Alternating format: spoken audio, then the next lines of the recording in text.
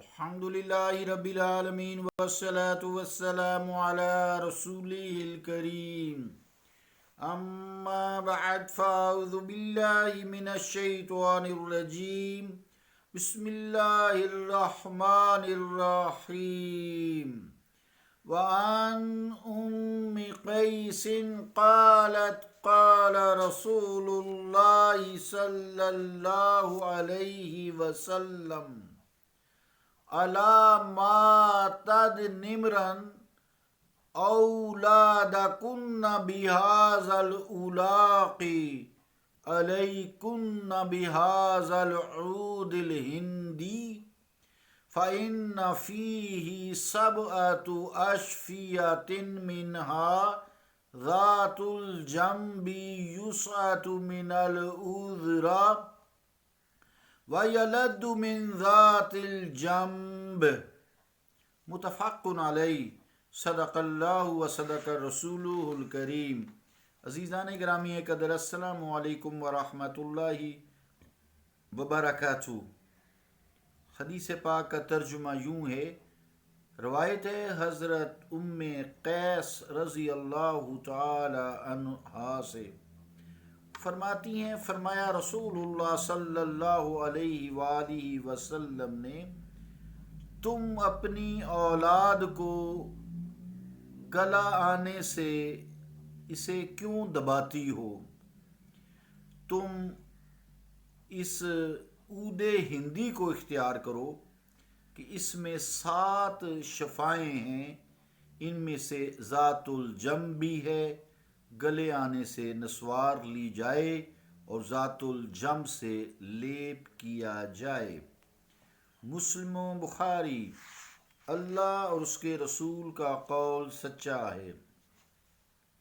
عزیزان گرامی قدر، حضرت ام قیس رضی اللہ تعالی عنہا بنت محسن اسدیہ ہیں، حضرت عکاشہ کی بہن رضی اللہ تعالی عنہ، قدیم الاسلام ہیں، ہجرت سے پہلے ایمان لائیں۔ آپ کو مہاجر ام قیس رضی اللہ تعالیٰ عنہ کہا جاتا ہے۔ اس حدیث میں جیسے پچھلی حدیث میں فرمایا گیا، یہ جو گلے کی گلٹیاں ہیں یہ نیچے محسوس ہوتی ہیں، ہاتھوں سے بھی ڈاکٹرز رات دیکھتے ہیں، ٹونسلائٹس ہوتا ہے، گلے کی انفیکشن کی وجہ سے ہوتا ہے۔ اس میں لوگ اس کو دباتے ہیں، دبا کر اس کی پس وغیرہ خون نکالتے ہیں، بچے کو بہت تکلیف ہوتی ہے، اندر سہاگا یا کوئی چیز لگا کے پھٹکڑی وغیرہ، تو وہ اس کو بہت سخت تکلیف ہوتی ہے، بچے کو دبا کے پس ڈرین کر دیتی ہیں۔ اس میں خدشات ہیں، انفیکشن پھیلنے کا اندیشہ ہے، مسائل ہیں۔ بچے کو پھر سب سے بڑی زیادہ بات جو ہے وہ تکلیف دہ ہے، تو اس سے حضور کریم علیہ الصلوۃ والسلام نے منع فرمایا ہے۔ یعنی پوچھا کہ اے عورتوں، تم یہ کیا کرتی ہو کہ بچے کے جب گلے آ جاتے ہیں، گلٹیاں نمودار ہو جاتی ہیں، بخار ہو جاتا ہے، ٹونسلائٹس ہو جاتا ہے، جو گلو ڈائگیسٹرک گلینڈز اس سے بڑھ جاتے ہیں گلے کی انفیکشن سے، ٹونسلائٹس سے، تو پھر تم ان کو کیوں دباتی ہو؟ حلق کیوں دباتی ہو؟ ان کے اندر سے بھی باہر سے، پھر گلے ملتی ہو، تو یہ نہ ملا کرو۔ تو حدیث پاک میں لفظ جو ہے الاق ہے، تو الاق جمع الوق کی ہے، یعنی حلقوم۔ تو یہ حلقوم یعنی گلوں کی آفت، ناگہانی گلے کی گلٹی ہیں۔ پھر موجودہ دور میں ڈاکٹرز رات آپریشن پہلے تو بہت بتاتے تھے، اب شاید سمجھ گئے ہیں، یا پیسے کا لالچ نہیں ہے کسی میں، کہ وہ منع کرتے ہیں کہ اس کو دوائی سے ٹھیک کیا جائے، اس کو دوائی سے یا جس چیز سے تکلیف ہوتی ہے اس سے پرہیز کیا جائے، یا جس چیز سے یہ بڑھ جاتے ہیں تو وہ اب وہ نہیں آپریشن کا بتاتے کہ یہ گلے کے جو ہیں محافظ ہیں، گلے سے نیچے انفیکشنز نہیں اترنے دیتے، تو ان کو جب نکال دیں تو گلے کی حفاظت، یا نیچے پھیپھڑوں کی یا جتنے بھی نیچے اعضاء ہیں گلے سے نیچے، ان کی حفاظت ختم ہو جاتی ہے۔ تو حضور کریم علیہ الصلوۃ والسلام نے فرمایا کہ عود ہندی ہے، اس سے علاج کرو۔ یہ کست بحری کا نام ہے، اس کا پیچھے بھی ذکر چلتا آیا ہے، تو یہ کست ہندی کا نام ہے، دونوں کست گلے میں مفید ہیں۔ تو 2 قسمیں ہیں اس کی، اس کست ہندی جو ہے یہ زیادہ مفید ہے، یعنی جب گلا آئے، گلے خراب ہوں، اب اصل میں ہمارا اعتقاد ایمان نہیں رہا، فتوکل اللہ بھی نہیں رہا، بس جو سامنے ہمیں نظر آ رہا ہے، جو سائنٹیفک پروگرس ہے، ٹھیک ہے، وہ بنیاد یہی تھی، اس سے آگے ہے، ہاں، لیکن یہ طریقہ علاج جو ہے اب پھر وہ حکماء بھی نہیں رہے، لالچ آ گیا، ہرس آ گئی، تقوی جاتا رہا، اصل بات تو یہ ہے۔ تو یعنی جب گلا آ جائے تو قسط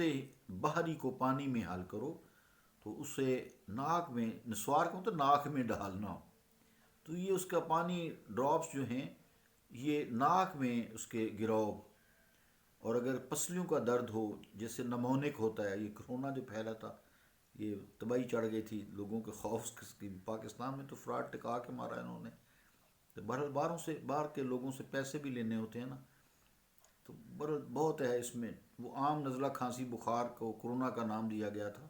ہم لوگ اس سے ریزسٹنٹ تھے کہ ہمارے یہاں ہر دفعہ آتا تھا، باتیں تو بہت لمبی، اتنا ٹائم نہیں ہوتا، تو بہرحال یہاں چونکہ لوگ عادی تھے، ان کو کچھ بھی نہیں ہوا، باہر کے لوگ عادی نہیں تھے، شرابیں پیتے تھے، لیور ان کے پہلے ہی کمپرومائز تھے، تو ان کی یقیناً فوتگیاں ہوئی ہیں، کیونکہ انہوں نے کبھی یہ وائرس آیا نہیں تھا ان کے ملکوں میں، اور وبا کی شکل میں یہاں تو ہر سال یہ حد ہے نا، اور معافی کے ساتھ چونکہ ڈاکٹرز بھی ہیں میرے گروپس میں بہت سارے زیادہ، تو جب یہ 15 جولائی سے لے کے تو 15 اکتوبر تک یہ آتا تھا، تو نہیں آتا تھا نا، تو ڈاکٹرز پھر ایک دوسرے کو فون کرتے تھے، یار سیزن نہیں آیا، استغفر اللہ، اللہ معاف فرمائے، رزق تو اللہ تعالیٰ ہی دینے والا ہے، بہرحال زیادہ باتیں نہیں کرتا، اچھا نہیں لگتا کسی کی برائی بیان کی جائے، تو بہرحال پسلیوں میں درد ہو، چاہے وہ نیمونک ہو یا کسی طرح بھی ہو، تو اس کا لیپ کیا جاتا ہے، تو اس کو کہتے ہیں جمب، تو ذات الجنب یہ بیماری، اس جو ان کا اردو میں نام حضور صلی اللہ علیہ وسلم یا عرب میں یا عربی الفاظ میں تھا، وہ تو وہ بڑا تکلیف دہ مرض ہے، مہلک مرض ہے، جیسے کرونا تھا، نمونیا جسے ڈبل نمونیا بھی لوگ کہتے ہیں، ڈبل سے مراد دونوں پھیپھڑے انوالو ہیں، اور عام نمونیا یعنی ایک پھیپھڑا انوالو ہے، تو سمجھانے کے لیے ڈبل نمونیا کہہ دیتے ہیں، ہوتی اصل میں انفیکشن ہی ہے،